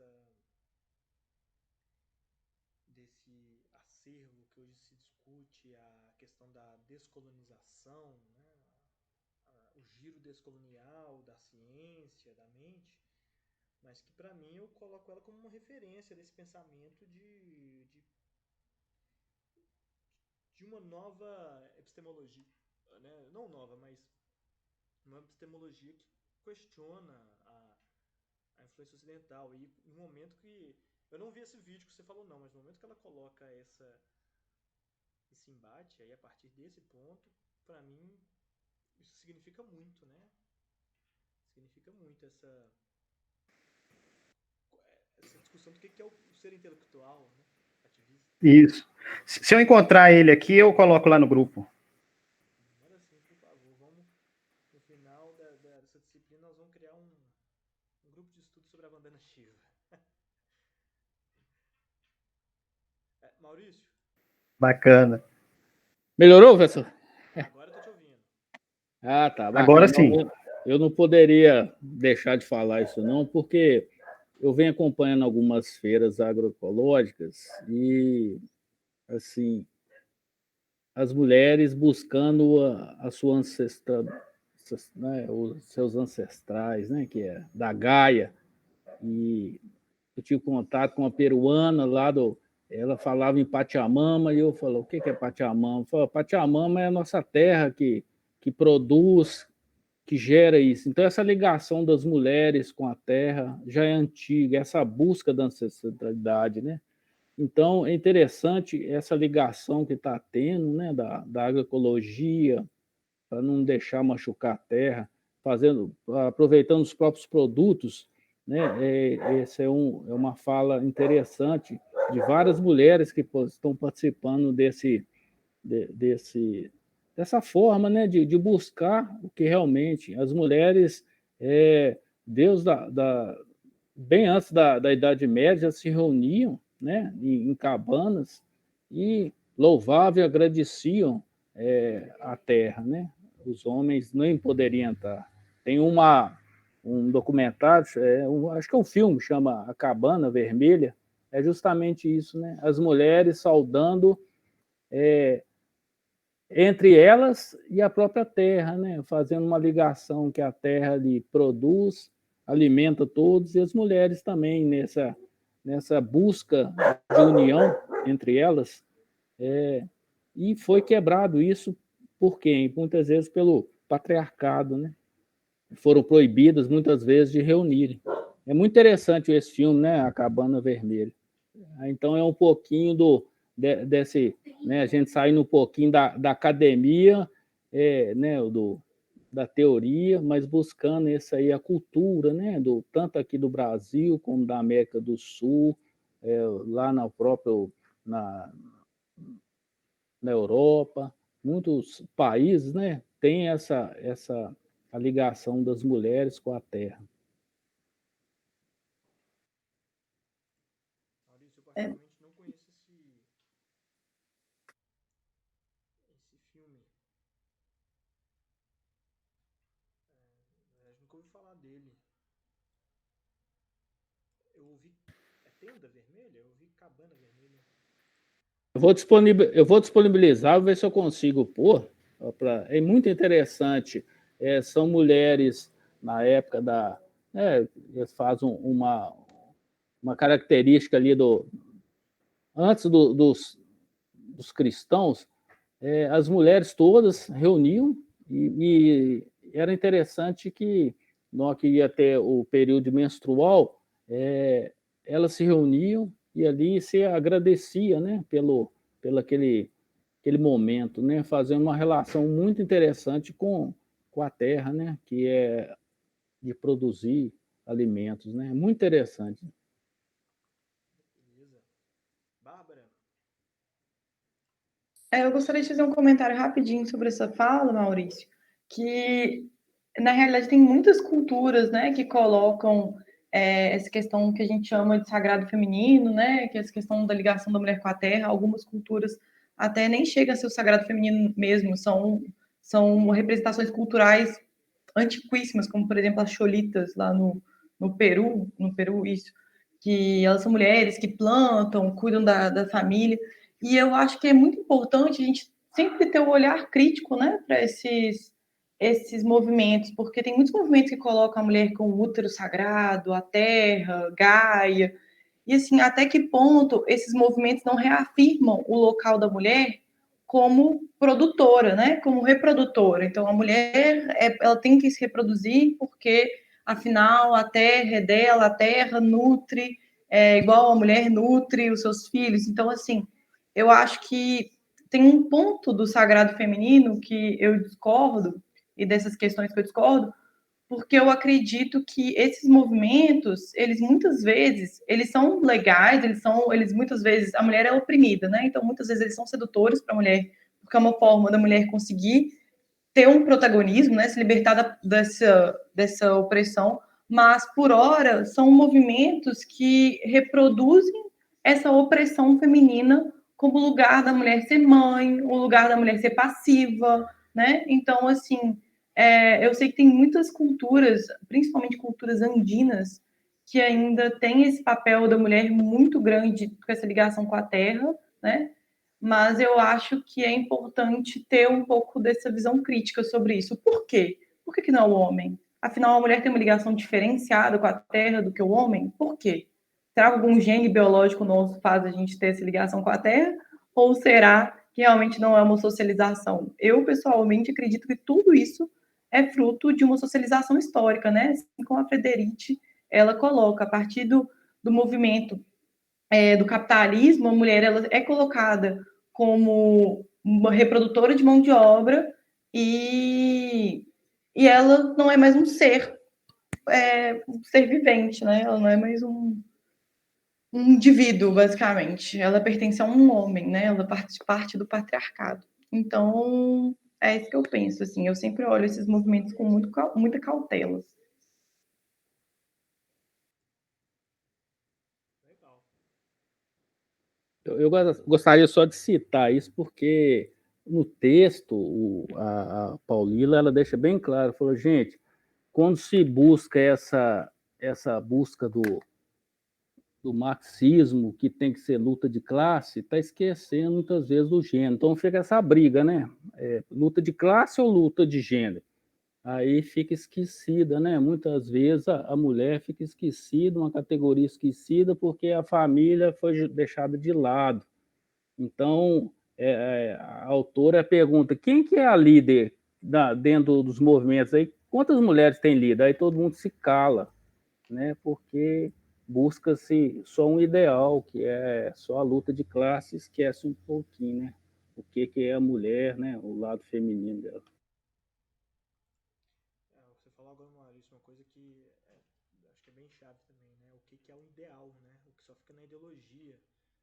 Questão do que a Paulino cita sobre os movimentos no MST, né? Que essa discussão nem é colocada, né? Se o feminismo, o discurso feminista dentro do movimento tem se transformado materialmente, mas maior representação da mulher na busca de decisões. E nisso, eu acabei encontrando aqui a citação da Federici, que eu queria falar para vocês. Ó, a Lara já está fazendo um convitinho ao grupo de estudos feminismo marxistas. Quem quiser colar, me chama depois, vai iniciar em janeiro. Ó, interessante essa aí. Letícia, eu vou colocar você aqui para falar, tá? Só quero citar essa parte aqui do trabalho da Federici. Que ela diz o seguinte: o trabalho doméstico é muito mais do que limpar a casa. É servir aos assalariados, física, emocionalmente e sexualmente, preparando-os para o trabalho dia após dia. É cuidar das nossas crianças, os trabalhadores do futuro, aparando-as desde o nascimento e ao longo da vida escolar, garantindo que seu desempenho esteja de acordo com o que é esperado pelo capitalismo. Isso significa que por trás de toda fábrica, de toda escola, de todo escritório, de toda mina, há o trabalho oculto de milhões de mulheres que consomem sua vida e sua força em prol da produção da força de trabalho que move essas fábricas, escolas, escritórios ou minas. Pessoal, a escolha desse texto da Paulilo foi uma decisão difícil porque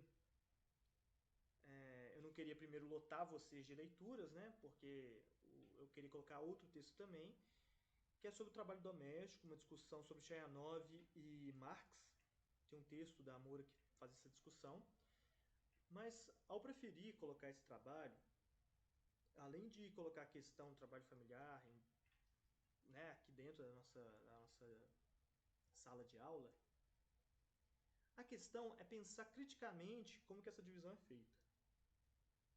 Essa questão que o Zólio colocou, que a Bárbara problematizou, sobre a mulher ser o centro e se isso é uma consequência, se isso é uma resistência, se isso é uma constatação ou se isso é um direcionamento, não sei, né? Seja o que for, esse texto me trouxe várias discussões, pensando no campesinato, sobre o que eu queria falar para você, sobre o papel da mulher no trabalho do campesinato. Quando a Federici fala que há milhões de mulheres por trás da produção industrial, dos escritórios, e considerar o que também foi colocado aí, que às vezes a mulher não só está no trabalho doméstico, o trabalho doméstico é um dos trabalhos não assalariados da mulher, e que essa produção de valor das mulheres dentro das casas não é contabilizado, não é revertido no salário. Tem discussões que falam o seguinte, que não, o salário do homem está lá, intrínseco a ele, uma parte que vai para a mulher, justamente por causa dessas coisas. Por causa dessa reprodução que ela está responsável. Uma perspectiva pode dizer que não, esse trabalho é um trabalho pago corporalmente pago pela mulher, né? O uso do tempo e gênero, né? Agora colocando aí essa questão do quanto que a mulher retira da sua vida, do seu corpo e doa ele para o capitalismo. Na questão do campesinato, o que nós temos que pensar, quer dizer, o que temos que pensar não é isso que eu quis dizer. O que eu gostaria de trazer também é como que, pelo bem ou pelo mal, né, sendo uma consequência positiva ou negativa, não importa, a mulher está no centro dessa produção, né? Mesmo que o trabalho do homem seja o dito produtivo, mesmo que o homem esteja na linha de frente da produção agrícola, ou mesmo nos casos que a mulher ocupa também esses espaços, se não fossem as mulheres, não haveria essa reprodução agrícola. Nesse ponto, eu arriscaria dizer, enquanto provocação, mas também enquanto uma constatação talvez um pouco exagerada, não sei, aí vocês podem me falar, que toda a importância do campesinato no final se direciona às mulheres, né? Então, toda a questão que nós falamos aqui sobre a produção, a questão da sustentabilidade, a questão quantitativa da produção do campesinato em relação à alimentação mundial, toda a porcentagem que o campesinato carrega em si, de toda a luta em comum, ela parte da mulher. Isso é algo que acho que deve estar sempre nas discussões, porque sai um pouco dessa compactuação do sistema capitalista, que é pensar o trabalho como produtivo, o trabalho como masculino. Bom, já que eu só estou justificando, né, a questão da escolha desse trabalho, e acho que você já tem explorado bastante essas discussões. Letícia, por favor. Oi, gente, boa noite. Tá dando para me escutar? Então tá bom. Eu queria fazer um comentário em relação à questão do feminismo, que foi citado aqui um pouquinho antes, essa questão da luta do sagrado feminino, né? E daí eu quero, fazer uma observação de que, atualmente, o feminismo ele é um movimento muito elitista, né? Muito academicista. E daí, isso se relacionando com as mulheres campesinas, eu penso que, foi citado no texto que 80% das pessoas em extrema pobreza são mulheres. Isso no meio rural, assim. E daí, até onde o feminismo dialoga com essas mulheres, sabe? Porque, assim, se as mulheres estão em extrema pobreza, no meio de extrema pobreza, e o feminismo dialoga mais com uma questão elitista e acadêmica, até onde esse feminismo chega nessas mulheres que realmente precisam desse feminismo. E a relação da questão econômica, porque foi até citado no texto que a emancipação da mulher ela se dá através da questão econômica, porque por mais que a mulher ela seja resguardada pela lei, se ela não, ela depende financeiramente ali do marido, ela vai ser obrigada a passar por coisas assim que ela não devia, por mais que seja errado, que não seja, que esteja fora da lei, assim, porque ela depende financeiramente do homem. E aí, eu acho que a gente tem que, tipo, tem que pensar o feminismo conforme anda a sociedade, sabe? Não pode pensar para além disso. Como foi dito das questões sociais e até onde isso reforça o patriarcado, eu acho que não está no momento de pensar sobre isso, porque, por exemplo, foi dito no texto que o movimento feminista ele está mais voltado para a questão de violência contra a mulher e liberdade de reprodução, como o aborto, por exemplo, e que a gente tinha que pensar antes mesmo nessa questão econômica para, de fato, acontecer a emancipação da mulher. E porque, colocando a mulher como centro da família, isso é uma coisa que é difícil da gente separar o fato da mulher estar relacionada com a família, até porque o abandono do lar hoje, paterno, ele é uma coisa que acontece assim, é muito, em muitos lugares, e é muito grande o abandono do lar, e a mulher acaba que fica grávida, sozinha, e ela tem que cuidar daquele filho, ela não tem mais o que fazer. E eu acho que é isso que eu queria falar.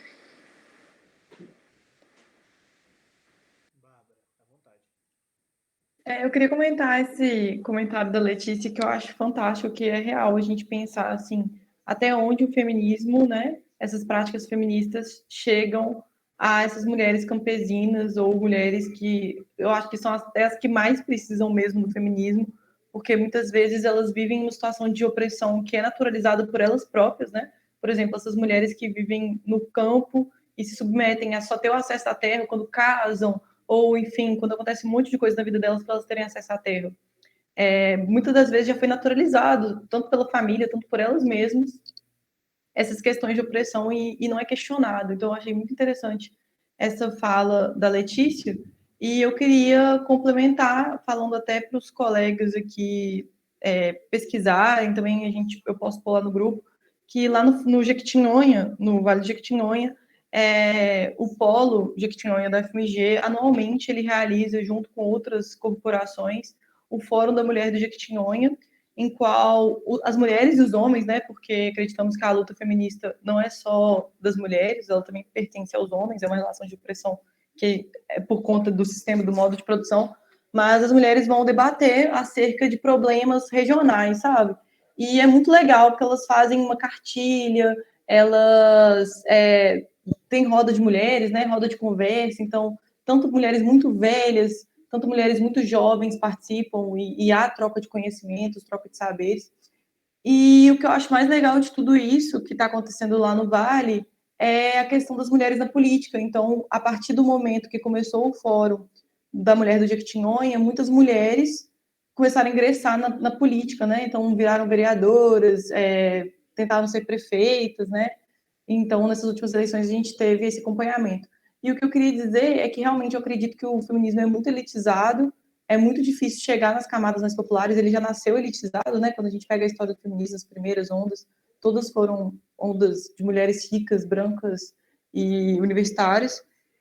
Mas eu acho que esse movimento está acontecendo, sabe? Aos poucos, mas está acontecendo e eu tenho esperança que ele aconteça. Eu acho que esse Fórum da Mulher do Jequitinhonha, ver toda essa movimentação do Jequitinhonha não é à toa, né? Eu acho que aos poucos o feminismo está chegando para essas mulheres que eu acredito, assim como a Letícia, eu acho que ela também acredita, que são as mulheres mais necessitadas do feminismo. Quero aproveitar então para falar sobre o Vale de Jequitinhonha e contar aquele relato que eu falei para vocês nesse encontro das mulheres. A fala da Bárbara me lembrou muito disso. Houve um relato que era experiências que as mulheres contariam sobre sua forma de organização da produção. E aí eu lembro demais de um relato de uma ela não chegava nem a ser líder da comunidade, não. Ela foi como uma convidada. E ela dizendo o seguinte, que na comunidade dela a associação era ocupada basicamente por homens. E que todo projeto que chegava na comunidade, dinheiro, recursos de projetos do governo, de faculdades, os projetos não saíam do papel porque havia muita discussão. Então, se chegava lá a cisterna do projeto PMC, que é o Programa 1 Milhão de Cisternas, até saber para quem ia receber, quem que não ia, quem ia deixar para a segunda fase e tudo mais, era tanta discussão que simplesmente o pessoal levava o recurso para outra comunidade e nada saía lá. E as mulheres não tinham espaço de discussão. E que ela conta de um jeito muito assim, modesto, que as mulheres, vendo essas coisas que elas precisavam para a sua reprodução, né, do cotidiano, começaram a se organizar e conseguiram fundar uma associação paralela na comunidade, sem enfrentamento direto, mas que elas conseguiram, sem discutir, sem qualquer tipo de relação de ego, né, conseguiram, por elas mesmas, por conta própria, recursos para movimentar vários projetos na comunidade. E o mais interessante é que o jeito que ela conta é desvinculado desses termos acadêmicos, igual a Letícia estava falando, né, não estava fundamentado, mas ela estava a partir da própria experimentação, né, de questionamento daquela relação que os homens não conseguiam aprovar nada na comunidade. E aí acabou que essa associação, que já estava se transformando em um prédio de fato, e já definindo suas lideranças, simplesmente ultrapassou a organização dos homens de uma forma que quase desqualificou a associação dos homens, porque ela já não tinha mais poder perto da capacidade de organização das mulheres. E, enfim, uma experiência muito, muito bacana, que parte simplesmente dessa possibilidade trazida a partir de algumas políticas públicas, né? A partir dessa descentralização também dos projetos, essa possibilidade democrática que desvia dessas velhas formas de fazer. Bom, gente, eu estou falando umas coisas aqui, mas essas mulheres, pois é. Muito bacana, gente. Eu queria ter filmado a fala dela. Muito bacana mesmo. Gente, alguém mais gostaria de falar? Eu vi aqui que o horário nós passamos muito. Eu tinha prometido para vocês só 1h30 de aula, já estamos indo para a segunda hora. Eu fico preocupado em relação ao nosso horário. Alguém mais gostaria de fazer algum comentário? Alguém gostaria mais de fazer enfim, qualquer intervenção? Achei a discussão de hoje até melhor do que a da última aula. Foi super produtiva. Bacana, eu também gostei bastante.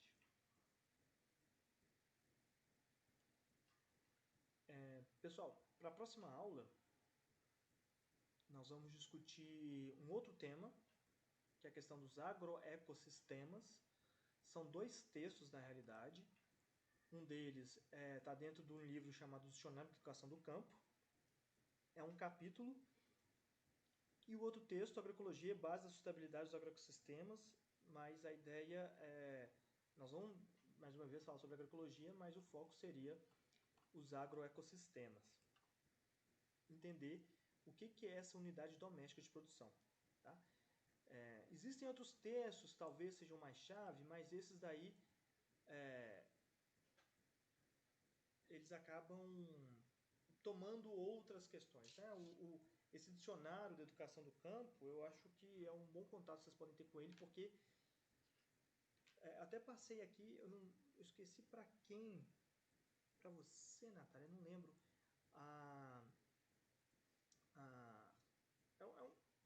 Ele tem vários termos lá e são super didáticos na explicação, né? Eu acho que pode ajudar muito aqui na nossa disciplina. E aí, pergunta do João, se temos aula agora só no dia 6. Exatamente, gente. Nossa próxima aula vai ser só no dia 6 de janeiro. Nós temos aí 2 semanas de recesso. Foi a forma como a FMG conseguiu encaixar, apertar esse semestre, né? Para a gente não ficar muito atrasado ano que vem. Mas é isso, gente. Nossa próxima aula vai demorar um pouco. Mas quero desejar a todos aí boas festas, né? Na forma como for possível nesse